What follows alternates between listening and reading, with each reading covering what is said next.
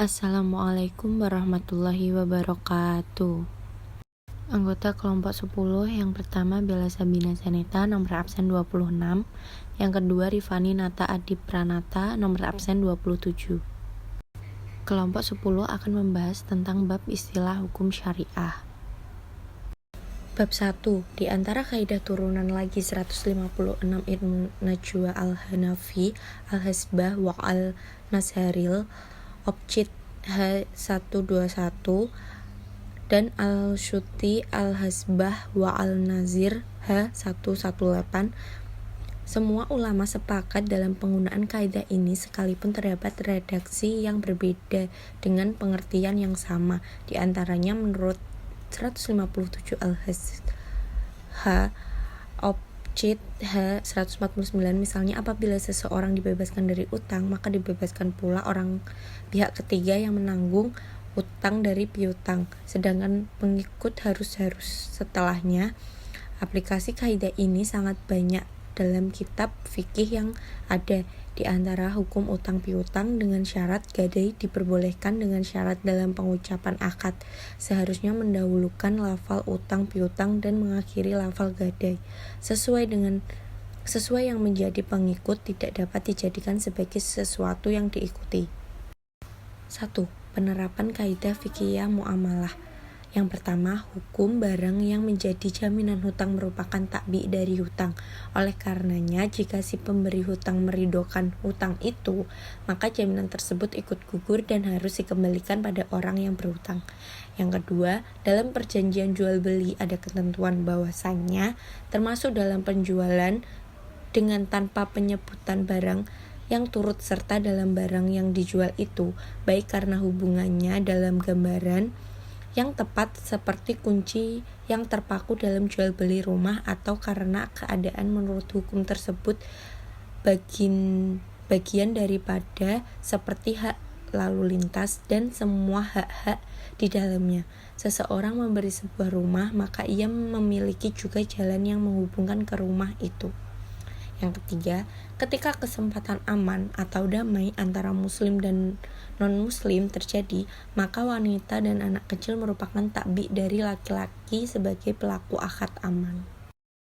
Dalam fikih muamalah, perwakilan diambil dari kata al-wakalah atau al-wikalah, artinya penyerangan, pendelegasian atau pemberian mangat.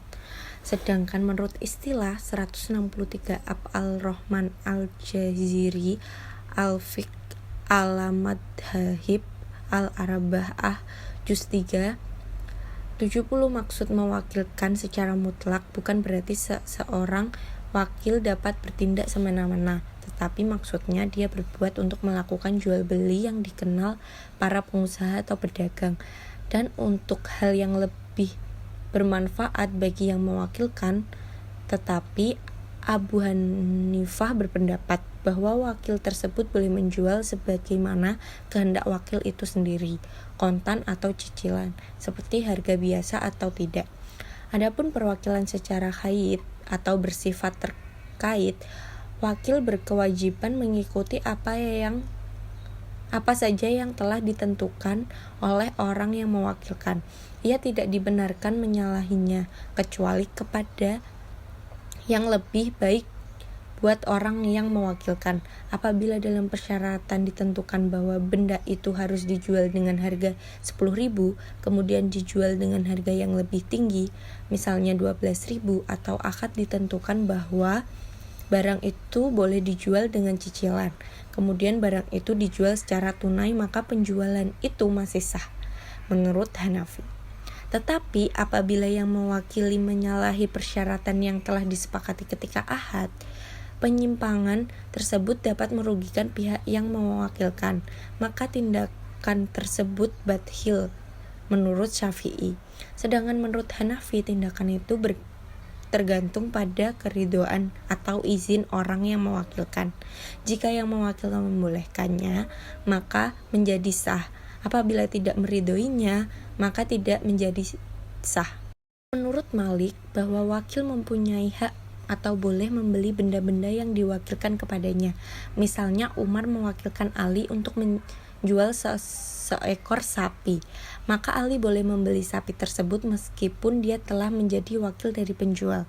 Sementara Hanafi dan Syafi'i serta Ahmad, wakil itu tidak boleh bertindak sebagai pembeli karena menjadi pembeli sebagai tabiat manusia, bahwa wakil tersebut ingin membeli sesuatu untuk kepentingannya dengan harga yang lebih murah, sedangkan tujuan orang yang memberikan kuasa bersungguh-sungguh untuk mendapatkan tambahan, kecuali kalau harga sebagian umumnya atau lebih 166 Hendi Sugendi.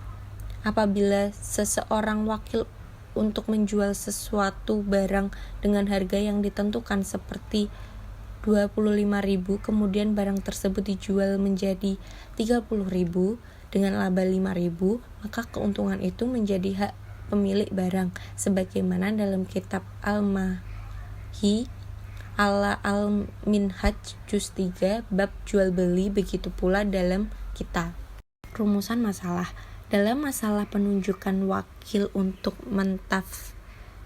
harufkan sesuatu barang atau hak, maka orang yang diberikan kekuasaan untuk mentasharufkan harta itu harus sesuai dengan batas-batas yang diberikan oleh orang yang memberikan kekuasaan perwakilan itu.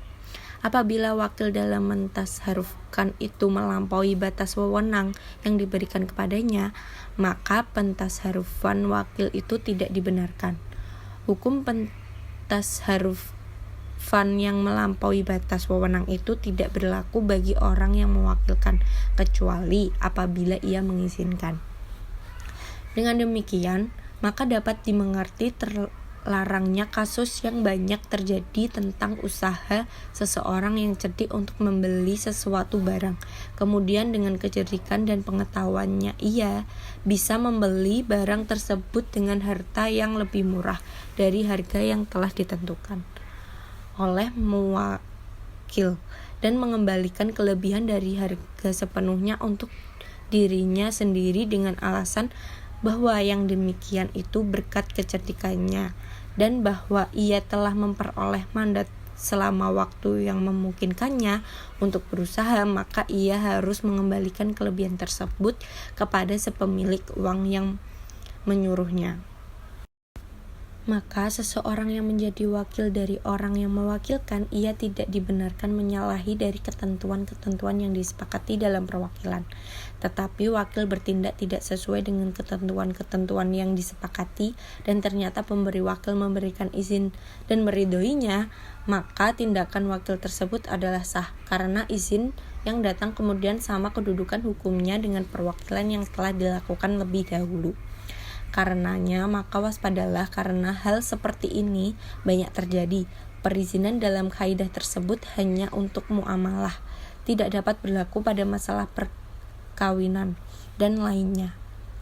Karena dalam masalah perkawinan, orang yang mewakili tidak sah melakukan tindakan di luar dari ketentuan yang ditentukan sewaktu akad.